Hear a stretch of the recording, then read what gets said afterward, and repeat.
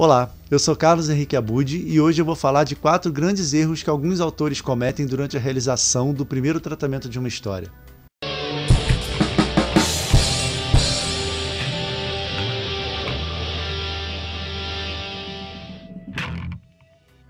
Antes de tudo, é importante esclarecer o que é o primeiro tratamento. Quem não está familiarizado com o ofício de escrever pode não saber muito bem. Em inglês, o termo usado é draft, que quer dizer rascunho, esboço. Por lá é muito comum falar em first draft, second draft e assim por diante, né? Aqui no Brasil a gente não usa primeiro rascunho, segundo rascunho ou primeiro esboço, segundo esboço.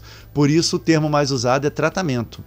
Mas o sentido é esse: toda vez que o autor tem nas mãos uma história contada do início ao fim, ainda que ela precise de alguns ajustes, a gente pode dizer que ele tem em mãos o primeiro tratamento de sua obra. A maior parte dos autores que eu conheço concorda que essa é a pior parte, a pior etapa do processo da idealização de uma história. E eu concordo com isso também, eu penso desse jeito. Depois que você já escreveu tudo, depois que você já passou pela pressão de tirar a história da cabeça e botar no papel, revisar, enriquecer, melhorar é uma tarefa muito mais prazerosa. Justamente por isso, eu vou falar de 4 erros comuns que alguns autores cometem durante a realização dessa etapa, que é a mais difícil. Vale dizer que quando eu falo de erros, eu não estou falando, nesse caso, de aspectos técnicos, e sim com relação ao olhar do autor, com relação ao processo, né? De repente gerando uma mudança de abordagem na hora de trabalhar, e isso pode gerar um resultado melhor e mais produtivo. Vamos a eles então.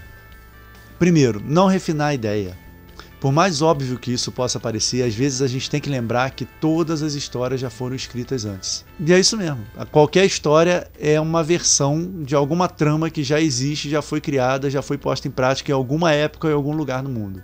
Por exemplo, um grupo de garotos é trancado em uma arena e é forçado a lutar entre si até a morte, restando apenas um.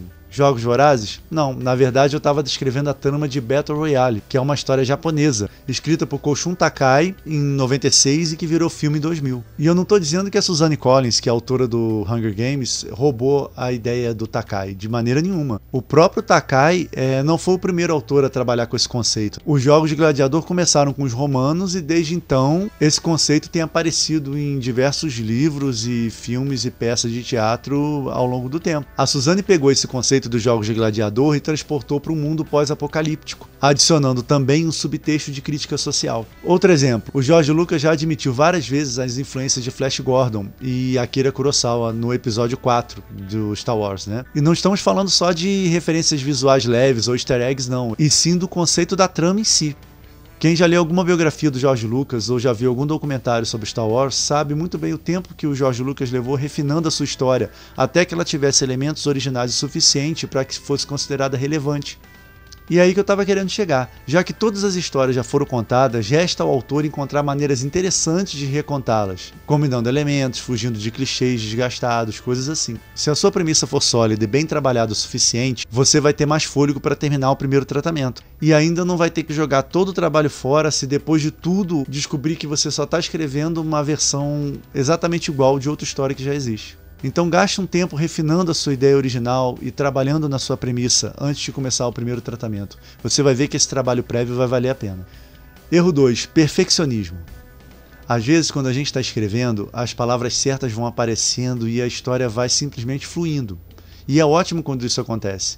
Mas todo escritor sabe que essa não é a norma. Geralmente, durante o primeiro tratamento, a gente vai escrevendo e já percebe que um trecho ou outro não ficou tão legal assim. Mas é desse jeito mesmo. Como eu já tinha falado, o primeiro tratamento serve só para a gente colocar a ideia inicial no papel do início ao fim. Assim que se um trecho ficar muito truncado, se a escrita parecer pobre demais, não se deve se preocupar com isso. Não fique atento a palavras repetidas, nem passe o dia inteiro tentando reformular um único parágrafo. Durante o primeiro tratamento, a ordem é seguir sempre em frente. As melhorias e edição vão vir depois. Do contrário, você corre o risco de deixar o fio da meada escapar, enquanto fica decidindo se vai usar casa, residência ou moradia em uma determinada frase. Só escreve, depois você pensa nisso. Erro 3. Travar. Não deixe isso acontecer. Se lá pela página 50 você não souber muito bem mais o que fazer, não interrompa sua rotina de escrita.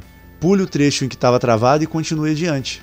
Ou até mesmo vai escrever uma cena mais para o final, ou aquele trecho que você tem uma ideia mais clara de como quer que seja. Se você realmente não sabe mais o que fazer com a sua história, vai buscar inspiração em filmes, livros, em pinturas, procure imagens no Pinterest, combine ideias diferentes que você já teve para outras histórias que não foram à frente, pense em elementos que você gosta no trabalho de outros artistas e enquanto faz isso, reserve sempre o horário diário para sentar diante da sua história e tentar levar ela adiante. E aí nesse período, se a história não estiver fluindo mesmo, faça brainstorm, escreva trechos que você sabe que você não vai usar, não tem problema. O importante é não parar de escrever. Uma hora ou outra o fluxo ressurge e você consegue dar continuidade à história. O importante é não deixar o livro parado até que surja alguma ideia que você possa aproveitar para continuar. Eu conheço gente que tem um monte de história inacabada, guardada na gaveta ou numa pasta no computador só esperando por aquela ideia salvadora.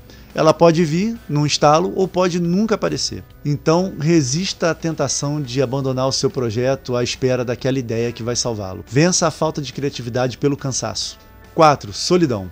Eu tenho a sorte de escrever em parceria com a minha esposa, então eu não passo por esse problema. Mas escrever pode ser uma tarefa bastante solitária se você parar para pensar. O cara tem uma ideia e passa meses desenvolvendo aquilo sozinho até que chega a hora de finalmente mostrar para alguém. Tudo bem se funciona para você, mas para a maioria das pessoas esse tipo de rotina pode ser bem desgastante e desanimadora. A boa notícia é que não precisa ser assim. Se tiver alguém próximo a você que seja capacitado e confiável o suficiente, já vai mostrando um trecho ou outro do seu trabalho apenas para ouvir algum tipo de feedback. Descubra o que acontece próximo a você relacionado ao mundo das letras. Faça contato com os autores da sua cidade. Saia com eles para conversar, trocar ideias, compartilhar as dificuldades e as conquistas também. Se isso for impossível, ainda restam os fóruns e grupos online. Dedique um tempinho para ouvir alguns toques de outros autores e passe o que você sabe também adiante. Isso é revigorante e faz a gente se sentir parte de uma comunidade. Você vai ver que é difícil para todo mundo e no final do dia todos vão concordar que esse trabalho vale a pena e isso pode te dar ânimo para continuar.